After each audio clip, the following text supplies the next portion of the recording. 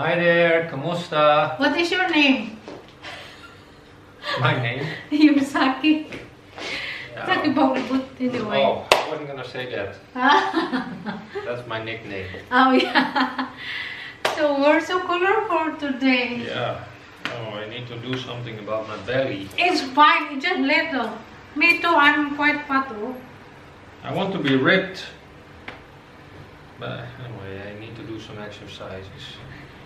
Well, actually I do exercises throughout the day. Yeah, you did like that, like Yeah. that.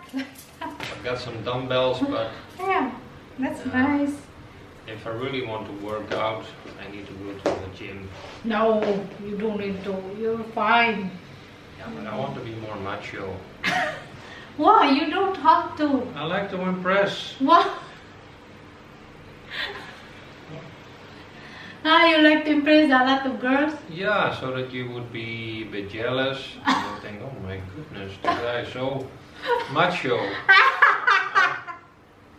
Kasi No. yeah, that's yung mata Zaki.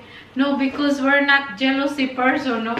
You're not jealous. I'm not also No. jealous of person. We're like, okay, just let it go, leave it be. No, make fun to each other. And if there's a pretty girl, oh, there's a pretty girl. Look at that. They have big guani, and then you look at, and then you also. And then sometimes I stray because I will just go the other way. Yeah, and then sometimes if there's macho guy, I said, oh, there's macho. That's for you. I know. We're like that anyway. Funny. Hey, I'm gonna cook the leftover because you like to have sinigang. So I'm gonna make the leftover lechon into sinigang. Oh, that's good. And I'm gonna make also the salmon, the trending salmon natin. So it's all about cooking day today. But before that, I'm going to buy the ingredients first to the Asian store. Yeah, And good. you here work. I still need to do some work, yeah. Sakit ng pangako itawa kayo. Maybe 1 more hour. Yeah. And I'm done. Ito yung suot natin today. And very comfy. Ito kasi yung mga uso ngayon na pantalon, no? Bumabalik ang mga uso noon. So, sunod din ako sa uso. Piling bata, matanda na. Dito na tayo sa Asian store. Toko sa Ibon. Kuha tayo ng basket ni. So, mamili tayo yung ilagay sa ating sinigang. May sayote sila. Nagbili ako doon ng butchi nila. Pero, try natin. Pero sa tingin ko, mas maharap pa rin yung butchi sa Chowking. Kain. Magpunta ako doon sa African store na naman. Bili tayo ng yung laman niya kamote. Yung Chowking, ano yun? Yung black beans. Masarap yun. Karating ko lang ng bahay. Napagod ako. Si Saki, pagdating ko, wala na siya. Hindi nag-text. Nabuang na yata yun. Nagmamadali ba? Kasi sabi ko sa kanya, sabi niya kay na maglakad daw siya ng kaibigan niya. Magmadali daw siya kay baka daw matapos na ako magluto. Wala pa siya. Sabi ko, pag malamig na, hindi ko na talaga initin, no? Kasi, maglalakad ka man. So, natakot siya na sinabi ko yun. Kasi ayaw niyang kumain na sa akin na malamig na pagkain, no? Gusto niya talaga mainit. Pero tayo, ako, okay lang naman magkain ako na malamig. Siya talaga, hindi talaga sanayan siya. Kahit noon pa, minsan, pag like mag-gather na may birthday or ganyan, tapos malamig na yung pagkain na sa lamisa, initin ko talaga yung sa kanya, microwave. Ang bigat-bigat ang dala ko, namin kong binili, nag-grocery pa talaga ako. At itong kamote, na purple na potato, isa pa lang, bigat na. So, 1 kilo. 1 kilo binili ko. 2 lang ganito, 1 kilo. Ang sarap nito. Ilagay lang sa air fryer. So, nagbili ako ng munggo. Kasi masarap yung munggo. Bili ako ng toyo. At ano to siya? Parang Knorr sa atin. Dito kay Maggi Aroma. Liquid seasoning. So, parang Knorr sa atin sa Pinas. At wala man silang tangkong doon eh. Wala silang tangkong. Bumili lang ako ng sayote. Lagay sa ating sinigang. Hugasan natin yan. Dab natin. Nagamit ko. Nagbili ako. Kasi dadalhin ko to sa Pinas.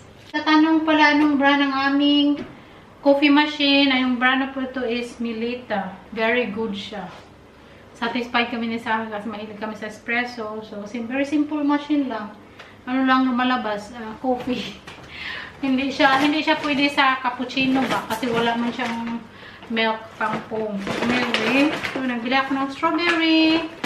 Bigat ang gala ko, no? At bagyo beans.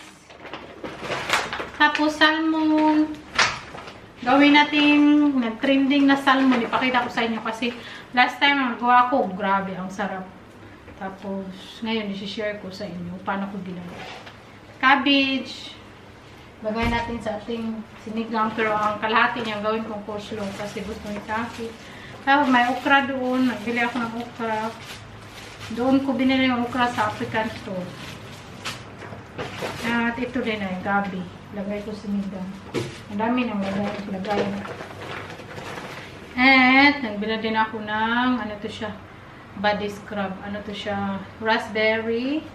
Tapos yung isa mango. Kay sa akin man itong mango, sa akin yung raspberry. So yun lang. Magluto muna tayo. Na yung salmon natin, gagawin natin siyang salmon sardines yung nag-trending. Brown na natin. So prito muna natin to. While mag-prito tayo, mag-iwa din tayo ng ingredients na ilalagay natin sa ating trending na salmon. Ang dami naman ulam to din kasi magsinigang na lechon ako. Tapos magawa din ako ng bagyo beans na may ground beef. O, diba? Ang dami. Si Saki talaga, nasanay na siya na magkain kami na madaming putahe ba. Gusto niya yung ganyan. Madami siyang pagpilian. So, lutuin muna natin yung salmon. So, ayan na yung salmon. Lutuin na siya. Hindi pa yan siya luto, no, half cook pa. Tapos, ito yung ilalagay natin sa ating salmon sardines. Carrots, garlic, tapos sweet paprika. Kung wala kayong sweet paprika, ano lang, yung atchal, okay na yun. Tapos green olive, tapos pickle.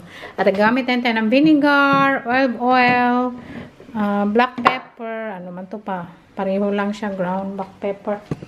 Tapos gagamitin ako ng normal na olive oil. Oh, gamitin tayo ng magic. Ito yung pinaglutuan ko sa salmon kanina. Yun ang iba ako. Ito yung way sa pagluluto ko, no? So, dagdagan natin ng konti. Ano man to siya? Olive oil din.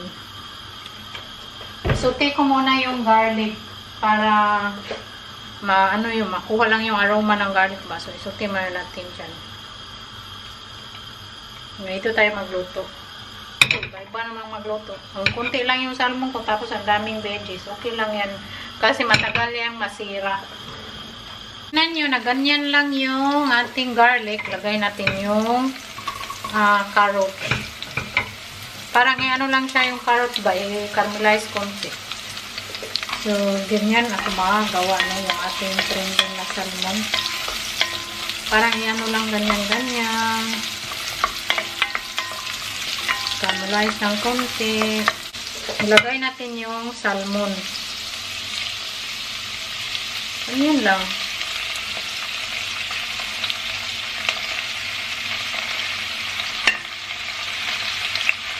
Ito yung natira na salmon sa amin. Lagay ko na din para sa sarap. Lagay natin yung sweet paprika. Lagay lang lahat. Sweet paprika, tapos yung olive. Basta lahat ilagay na sa ibabaw. Dali lang nito eh. Ilagay na lahat. Ilagay ang nalagay. Diba? Ang dami. Daming veggies. Ngayon, maglalagay tayo ng olive oil. Maglalagay ako ng half a cup na olive oil. Half a cup lang. Tapos, lagyan ko siya ng extra virgin oil. Mix ko siya yung extra virgin at tapos yung normal na olive oil. So, lagay natin. Kasi yan yung magluluto. Kaso, olive oil, no? Pwede din yung normal na oil. Hindi. Pwede din kayong gumamit na yung normal na oil. Hindi yung olive oil. Nung kami kayo, olive oil man yung gamit namin lagi. So, maglalagay tayo ng vinegar. Maglagay tayo ng 1 cup vinegar.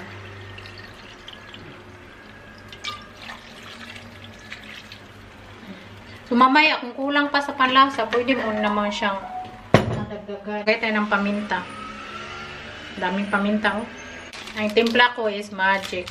Lagay tayo ng kunting magic. Lalagay din ako ng kunting garlic powder. Diba? Daming lagay-lagay. So, lutuin natin to. Mahina yung apoy 1 hour hanggang lalambot ang lahat. Takpo na natin 1 hour. See you mamaya sa 1 hour. Magluto muna tayo ng ating lechon lechon sinigang. 1 hour. Tapos tikman natin kung okay na ba yung panglasa, kung anong sa tingin nyo yung kulang, dagdagan nyo. So, mamaya, after 1 hour, tingnan natin. Kabila, magluto ako ng lechon sinigang. Yung natira nating lechon. Sabaw ba? Kasabaw. Ang dami namin ulam. Hindi na ako magluto bukas. Isutin muna natin yung ingredients sa ating lechon na sigang. Ito na lang natira. Sarap. Tapos, yung nalagay ko lang is yung okra na bili natin, yung gabi, sayuti, spring onion, at saka cabbage. Linisan mo natin. Ay, gusto na ako. Ilagay natin lahat dyan. Kasi yung Ganyan lang. Tuti-tuti natin yung lechon. Sigang na lechon. Ay, sarap. Very thick yung sabaw ng aking sinigang. Tapos, yan na yung ating nag-trending na salmon. Naluto na after 1 hour. Diba kay sarap tingnan? Nakalimutan ko pala. Nilagyan ko siya ng bay leaf. Kaya huwag niyong kalimutan. Lagyan siyang bay leaf. O, diba tingnan nyo? It looks really yummy and good. O, tapos may Baguio beans. With, siya, yan. Beef ground beef yung nilagay ko. So, tingnan nyo. Ang sarap-sarap ng ulam namin. So, gawin nyo to guys. Very lamig. We have a lot of food. An awful lot of food. Yeah. Oh, the salmon. Your favorite. The salmon, yung itong trending sardines natin. You can keep this longer. Like 2 weeks. Soury. Yeah, because it is soury and they got oil. It's like a sardines, good. You can keep it longer. And I put sweet paprika, is so good. I like the sweet paprika. Pero yung bay leaf, you don't need to eat the bay leaf. I'm not gonna try. So yummy. So this is trending? Yeah, trending salmon. Too hot. Too hot. I will give you that one. The beans. We have everything. How do you call this in Philippines? The dish. Beans with kahap. Kahap. Minced meat. Minced meat. Well, it's not really a Filipino dish. Right? Yeah. Huh? It's a Filipino. We cook that at the Philippines. Try it. Yummy. Yeah. I make a mess already. Yeah. Masarap. Yeah. Salmon, so good. Madaling washing. Siya ang nagugas sa the heavy stuff. No? Heavy pans. Yeah, they're very heavy. They're really heavy. Yeah. I think 5 kilo each. Yeah. So that's all for today's video. Sana nag-enjoy kayo sa aking pa-cooking vlog today. Thank you so much for watching. Also on behalf of me.